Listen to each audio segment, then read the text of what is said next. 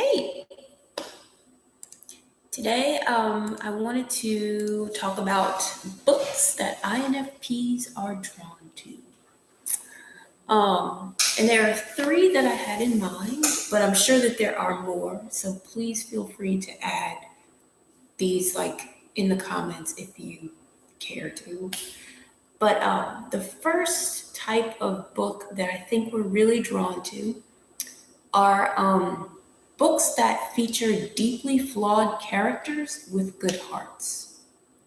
Like, for example, Everyone in the World. Well, no, not everybody. I don't know. But seriously, like maybe Batman. I know that's not necessarily a book, it's like a comic character. But I think that INFPs are oftentimes drawn to complex characters who are so realistic that their flaws are highly prominent, and yet you also clearly see that they have good intentions, like a really good side to them, but they're just kind of screwed up because of the world that we live in. And I think that's because of the way INFPs view life and view themselves. We're very hard on ourselves. Um, like we see our flaws pretty clearly. Um, but we also know deep down that we want the best. So we like to see that same thing in other people, in the characters that we read about. So a good example I think of this would be Katniss Everdeen from the Mockingjay. I think it's just Mockingjay.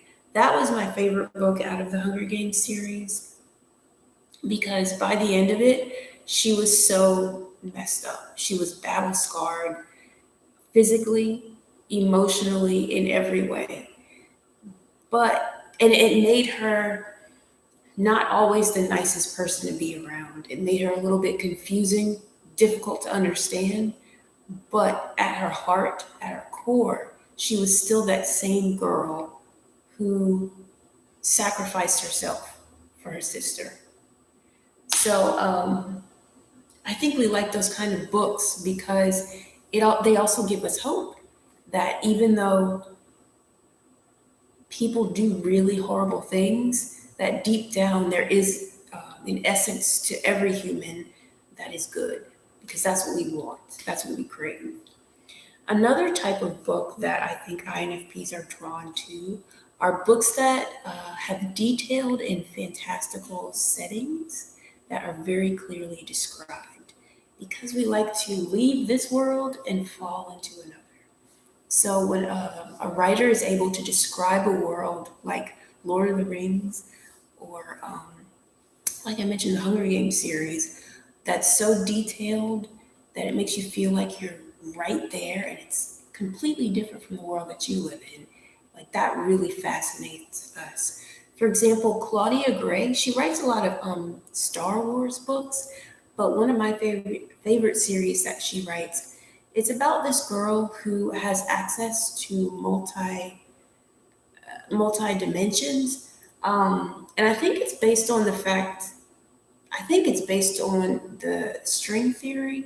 I might be getting this wrong, but the idea that there are um, an infinite number of universes in which in which you make every decision possible. So she can access her body in all sorts of universes. It's just so cool, like to see her go from living in herself in this world, like our world, to living in a slightly different version of this world, where Steve Jobs didn't exist.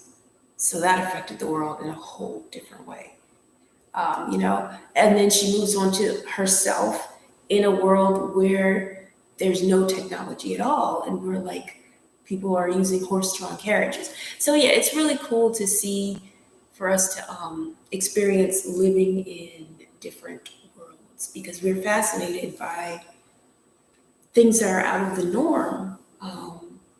So I think that's why we like that. It kind of like opens our mind up a little bit and makes us think about like all of the what ifs. What if life was like that? Because INFPs, like a lot of personality types, love to consider what ifs. Like we get obsessed with the what ifs of life. A third book that I think that we are drawn to, and I'm not sure if this is true of all INFPs, so if it's not, correct me if I'm wrong, but I'm definitely drawn to books that are slow burns, like very, they take their time to get you into the plot of the story. Not necessarily the character, because I like to know who I'm dealing with right away. But when it comes to plot, I don't mind a slow burn where you're slowly getting into the like gist of the story.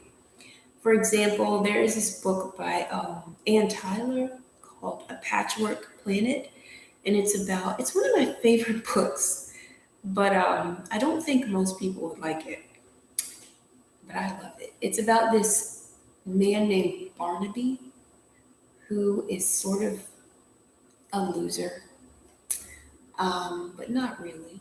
He's a good guy underneath, but I think he's done some jail time because he has a problem with theft. And it's about him reacclimating to life and trying to be a good person and making lots of mistakes and doing things that he doesn't want to do, but he finds himself doing for like no reason.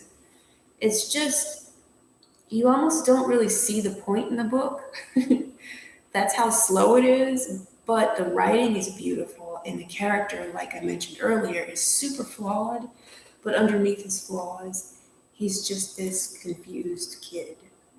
Um, so I like that book. And also another book that is a slow burn that other INFPs might like. It's a romance, sort of. Yeah, it's a romance. It is. It is. It's called The One and Only by Emily Giffin. Um, and it's about an unlikely romance, but it's not just like one of those. It's not one of those sappy love stories. Like I don't know about other INFPs, but I don't like sappy love stories. They seem completely unrealistic to me. They're I can't get into them. But this one, it's slow. Like everything Emily Giffin writes is a little bit drawn out, um, but not boring. And I think it's because she takes time with character development. She also takes time with setting to make sure that that's very clear. And I think that's all I have to say about that. But yeah, it's a really good book, and I never really finished explaining it. It's about an unlikely romance that's featuring or starring this woman who is, she works in like an athletic field. I think she's a sports journalist or something like that, but it's this field that not a lot of women are in. So she's usually like the only female around, and she's used to being around a lot of guys. But she falls in love with someone who she didn't expect it to happen with, and it's just about her navigating that. But Emily definitely takes her time with writing it, and that's why I liked it because I felt like I could keep up with it. And it's funny how I think that a lot of INFPs can be impatient in life, but I know when it comes to reading, I I'm very patient. So I don't know if that applies to other introverts like myself, but if it does, please feel free to comment. All right, well, I hope that was interesting to at least someone, and I hope that you have a good day. Thank you for watching.